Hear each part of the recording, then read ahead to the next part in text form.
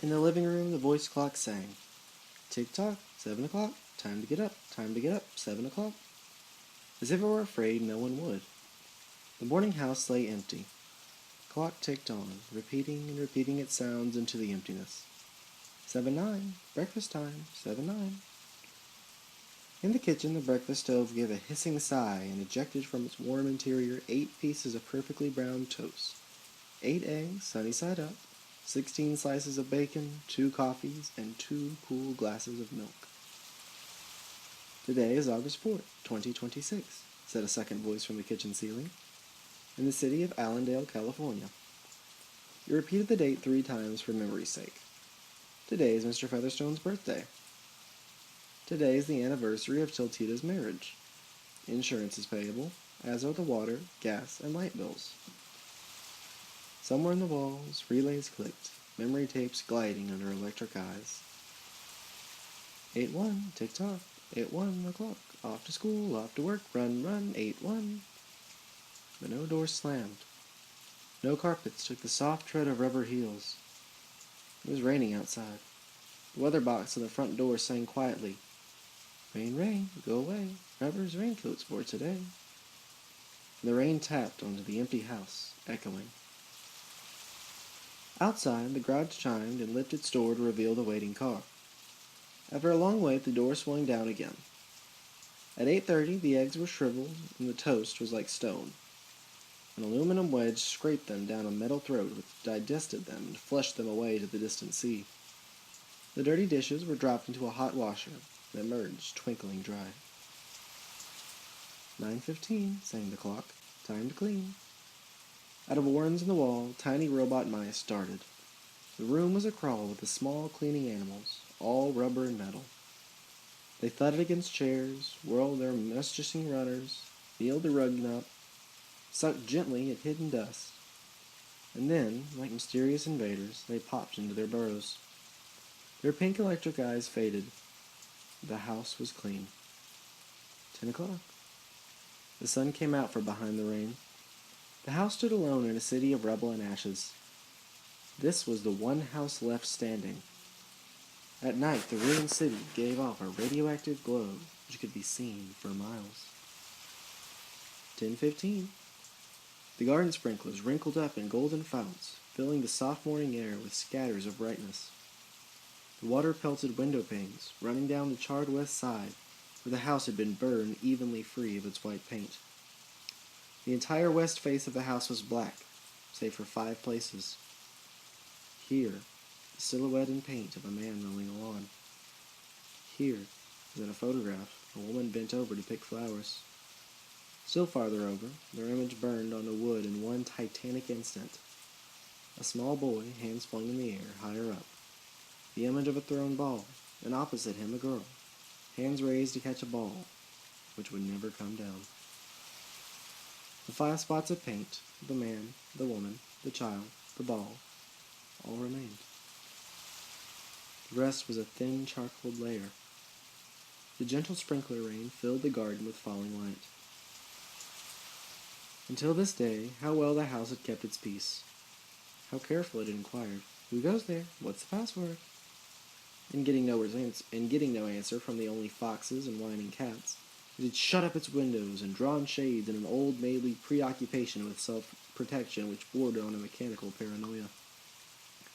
It quivered at each sound, the house did. A sparrow brushed a window, the shade snapped up. The bird, startled, flew off. No, not even a bird must touch the house. The house was an altar with 10,000 attendants, big, small, servicing, attending, and choirs. But the gods had gone away, and the ritual of their religion continued senselessly, uselessly. 12 noon. The dog whined, shivering on the front porch. The front door recognized the dog voice and opened. The dog, once large and fleshy, had now gone to bone and covered with sores, moved in and through the house, tracking mud. Behind it whirred angry mice, angry at having to pick up mud, angry at inconvenience. For not a leaf fragment blew under the door but what the wall panels flipped open, and the copper scrap rats flashed swiftly out. The offending dust, hair, paper, seized in miniature steel jaws, was raced back to the burrows. There, down tubes which fed into a cellar, it was dropped like an evil doll into a dark corner. The dog ran upstairs, hysterically yelping to each door, at last realizing, as the house had realized, that only silence was there. It sniffed the air and scratched the kitchen door. Behind the door, the stove was making pancakes, which filled the house with a rich odor and the scent of maple syrup. The dog frothed at the mouth, lying at the door, sniffing, its eyes turned to fire. It ran wildly in circles, biting at its tail, spun in a frenzy, and died. It lay in the parlor for an hour. 2 o'clock, 2 o'clock, sang a voice. Delicately sensing decay at last, the regiments of mice hummed out as softly as blowing gray leaves in an electric wind. 2:15, 2:15. The dog was gone. In the cellar, the incinerator glowed suddenly, and the whirl of sparks leaped up the chimney. 2:25, 2:25. Bridge tables sprouted from patio walls. Playing cards fluttered onto pads in a shower of pips. Martinis manifested on an oaken bench with egg salad sandwiches, and music played. The tables were silent, and the cards untouched. 4 o'clock, the tables folded like a great butterfly, and back through the panel walls. 4:30, 4:30. The nursery walls glowed. Animals took shape. Yellow giraffes, blue lions, pink antelopes, lily panthers cavorting in crystal substance. The walls were glass. They looked out upon color and fantasy. Hidden films clocked through the well-oiled sprockets, and the walls lived. The nursery floor was woven to resemble a crisp cereal meadow. Over this ran aluminum roaches and iron crickets. In the hot, still air, butterflies of delicate red tissue wavered among the sharp aroma of animal spores. There was a sound like a great matted yellow hive of bees within a dark bellows, the lazy bumble of a purring lion. There was the patter of kopeck feet and the murmur of a fresh jungle rain, like other hooves fallen upon the summer-starched grass. Now the walls dissolved into distances of parched weed, mile after mile, and warm in the sky. The animals drew away into their thorny brakes and water holes. It was the children's hour. 5 o'clock, 5 o'clock.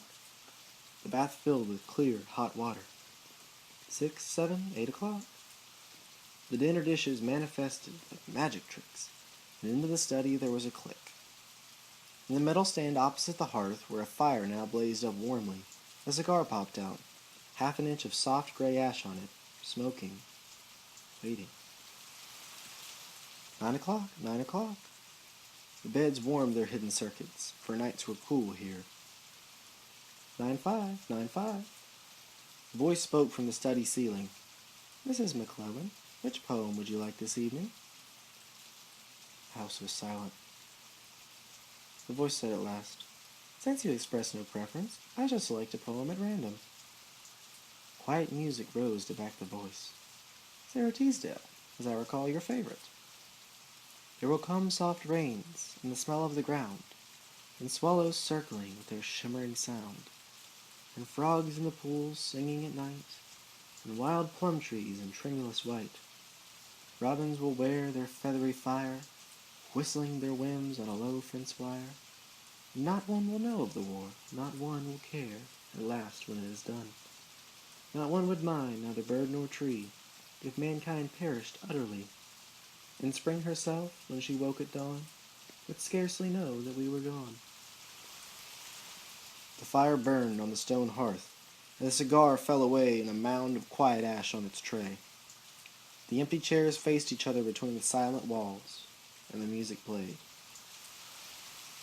10 o'clock, the house began to die.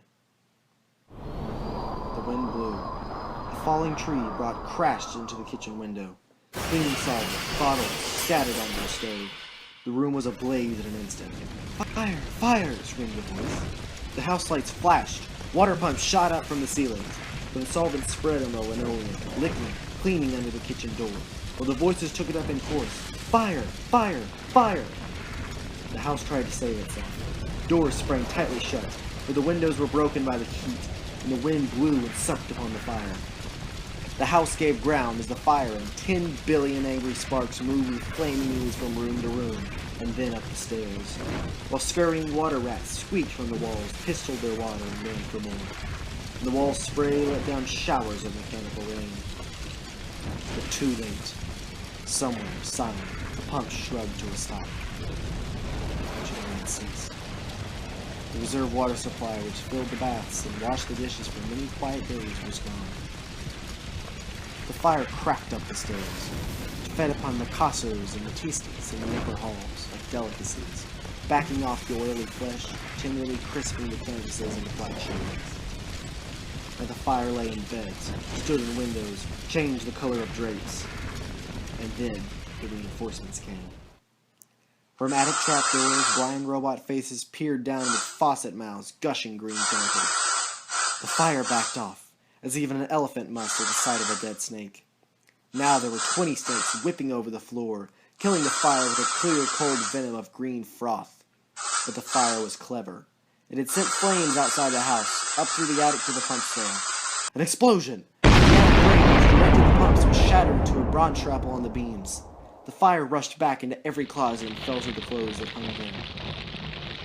The house shuddered, oak bone on bone. Its barred skeleton stringed from the heat.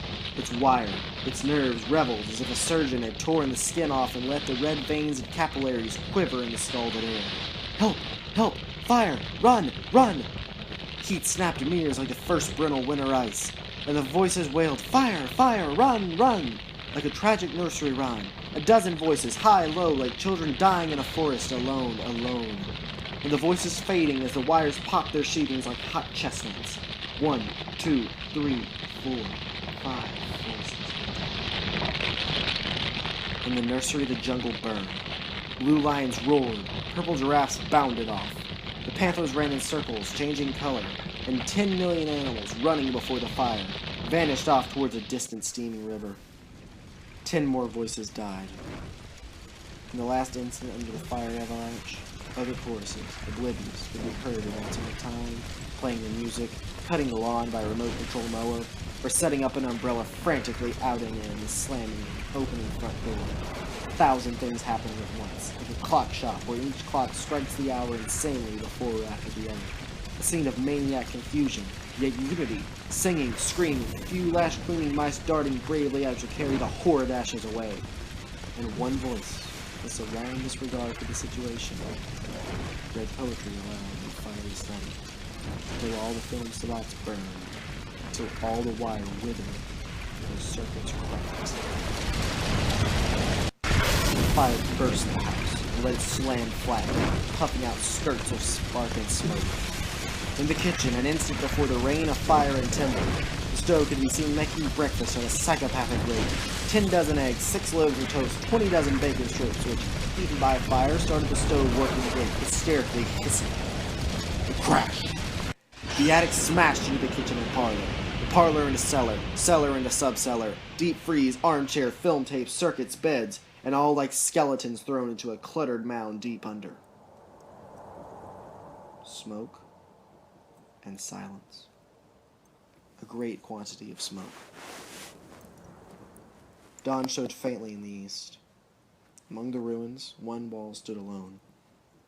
Within the wall, a last voice said, over and over again and again, even as the sun rose to shine upon the heaping rubble and steam. Today is August 5th, 2026. Today is August 5th, 2026. Today is August 5th, 2026.